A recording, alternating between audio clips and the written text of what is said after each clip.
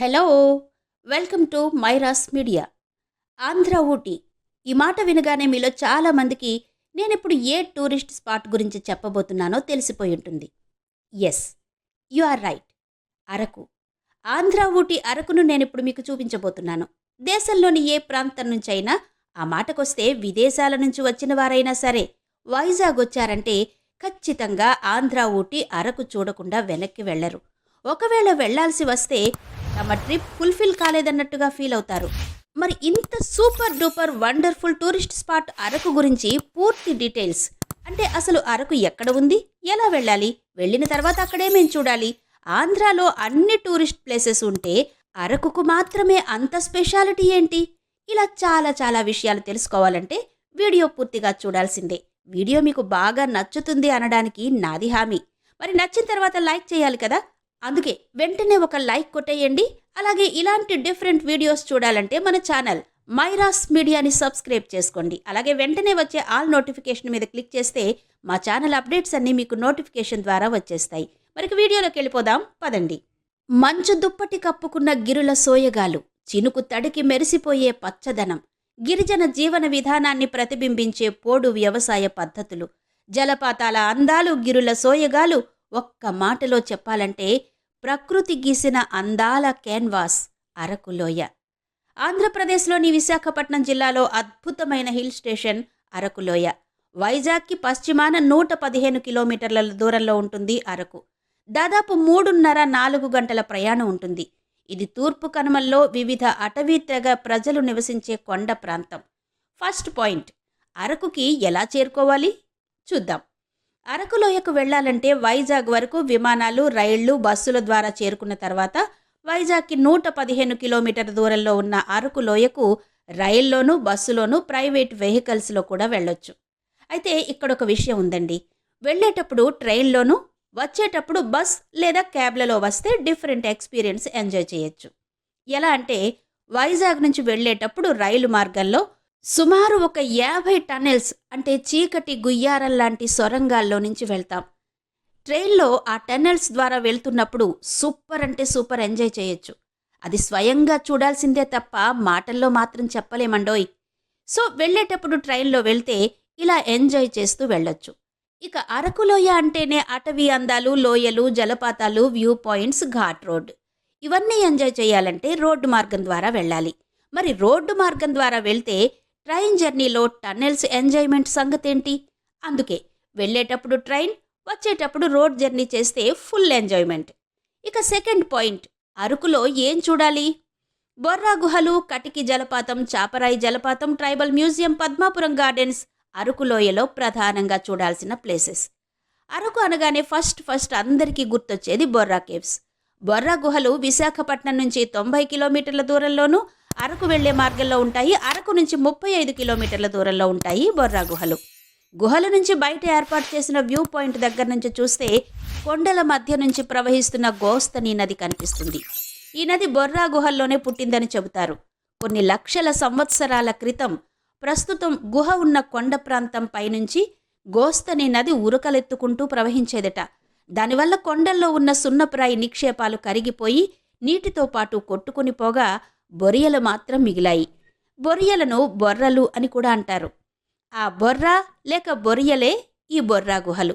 William king George అనే geologist 1807 సంవత్సరంలో ఈ గుహలను కనుక్కున్నాడని చెబుతారు. అనంతగిరి కొండల మీద మేత మేస్తున్న ఒకటి ప్రమాదవశాత్తు ఈ బొరియల్లో నుంచి గుహల్లోకి పడిపోవడంతో ఇక్కడ గుహలున్న సంగతి జనాలకు తెలిసిందని చెబుతారు. అయితే 30,000 సంవత్సరాల నుంచి 50,000 సంవత్సరాలకి పూర్వమే ఈ గుహల్లో ఆది మానవులు నివసించేవారని కూడా పరిశోధకుల మాట.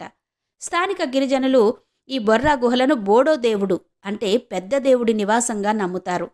గుహపై నుంచి చుక్కా చుక్కా కారే సున్నపు రాయి క్రమంగా పేరుకొని గట్టిపడి బొర్రా గుహల్లో రకరకాల ఆకారాలు పొందాయి.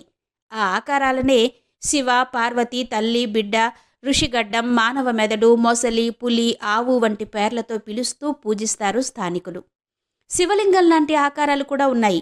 ఒక శివలింగానికి గుహ అంతర్భాగంలో చిన్న మందిరం కట్టారు. శివరాత్రి రోజు ఈ చుట్టుపక్కల గ్రామాల నుంచి ప్రజలు తండోపతండాలుగా వస్తారట ఇక్కడ పూజలు చేయడానికి. ఇక అరకులో చూడాల్సిన మరో ప్రధానమైన ప్లేస్ చాపరాయి. అరకు నుంచి సుమారు 15 కిలోమీటర్ల దూరంలో చాపరాయి జలపాతం ఉంది. దీనిని దుమ్రిగూడ జలపాతాలు అని కూడా పిలుస్తారు. చుట్టూ అడవుల మధ్యలో జలపాతంతో సుందరమైన ప్రదేశం. ముఖ్యంగా సినిమా వాళ్ళకెంతో ఇష్టమైన ప్రదేశంగా చెప్పొచ్చు. ఎందుకంటే అతి సుందరమైన ఆహ్లాదకరమైన ఈ ప్రదేశంలో చాలా తెలుగు సినిమాలు షూటింగ్లు జరుపుకుంటూ ఉంటాయి. ఇక్కడ పిక్నిక్ల సందడి కూడా ఎక్కువగానే ఉంటుంది. అయితే కాస్త ప్రమాదకరమైన జలపాతమనే చెప్పాలి దీనిని. సడన్గా నీటి ప్రవాహం ఎక్కువవడం, దాంతో ప్రమాదాలకు లోను కావడం కూడా జరుగుతుంది. ఇక అరకులో చూడాల్సిన మరో ప్రదేశం పద్మాపురం గార్డెన్స్. పద్మాపురం బొటానికల్ గార్డెన్స్లో ఇంకెక్కడా దొరకని అరుదైన పువ్వులు, చెట్లను చూడొచ్చు. ఇక్కడ అరుదైన పువ్వులు, చెట్లతో పాటు ట్రీ హట్స్, గార్డెన్ అంతా తిరగడానికి టాయ్ ట్రైన్, ఇలా చాలా ఆకర్షణలే ఉన్నాయి. మొత్తానికి మొక్కల ప్రేమికులే కాదు, పర్యాటకులందరూ తప్పక చూడవలసిన గార్డెన్ పద్మాపురం గార్డెన్. ఇక అరకులో ప్రధానంగా చూడవలసిన మరో ప్లేస్ ట్రైబల్ మ్యూజియం. ఇక్కడ గిరిజనుల సంస్కృతి, సంప్రదాయాలు వివరంగా చెప్పే ప్రదేశం ఇది. గిరిజనుల సంస్కృతి గురించి మరింతగా తెలుసుకోవడానికి ఇది బాగా ఉపయోగపడుతుంది. అరకులోయ యొక్క జీవనశైలి, సంస్కృతి, చరిత్రను నేటి తరానికి ఇవ్వడానికి దీన్ని రూపొందించినట్టుగా చెబుతారు. అలాగే ఇక్కడ కాఫీ మ్యూజియం, కటికి జలపాతం, వ్యూ పాయింట్, ఇలా చాలా ప్రదేశాలు ఉన్నాయి ఇక్కడ చూడడానికి. వీటన్నిటికీ మనం అక్కడ వెహికల్స్ మాట్లాడుకుని వెళ్ళి చూసి రావచ్చు.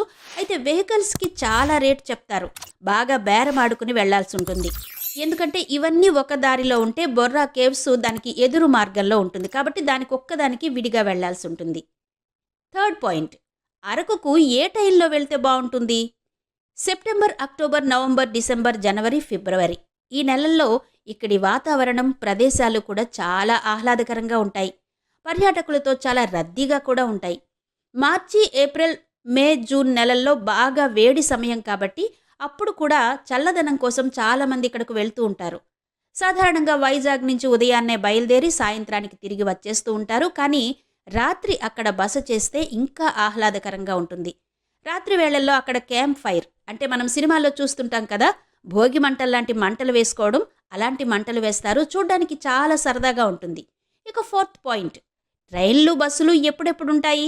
వైజాగ్ రైల్వే స్టేషన్ నుండి ప్రతిరోజు ఉదయం 6:45 కిరండోల్ ప్యాసింజర్ ఉంటుంది. అలాగే విస్టాడామ్ కోచ్ కూడా ఉంటుంది. అందులో అయితే ఏసీ సౌకర్యంతో అధునాతనమైన 360 డిగ్రీలు తిరగగలిగే సీట్లతో గ్లాస్ డోర్స్లో నుంచి అరకు ఘాట్ రోడ్డు అందాలు, అలాగే ఆ సొరంగాలు చక్కగా ఎంజాయ్ చేస్తూ చూడొచ్చు. సో ఇవండి ఆంధ్ర ఊటీ అరకులోయ విశేషాలు. మరి ఇలాంటి వీడియోస్ని ఇంకా చూడాలనుకుంటే తప్పకుండా మా ఛానల్ని సబ్స్క్రైబ్ చేసుకోండి. మైరాస్ మీడియా.